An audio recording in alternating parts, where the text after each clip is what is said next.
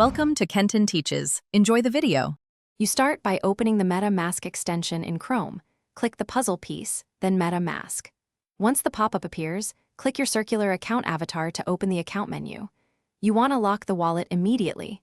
Choose Lock to end the active session. Locking removes unlocked access in this browser session while keeping your wallet data locally encrypted. Do this now to prevent accidental transactions and to ensure sensitive keys require your password to be used again.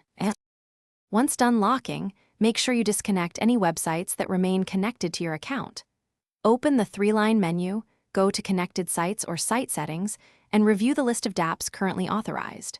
For each entry, choose Disconnect or Forget to revoke permission.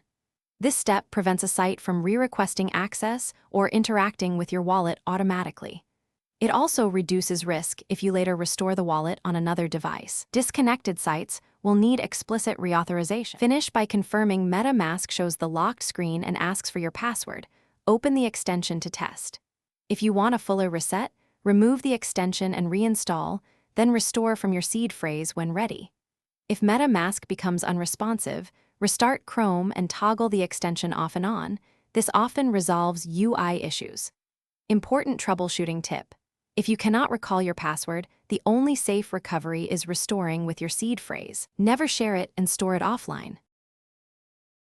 Thanks for watching. Please subscribe if this video was helpful.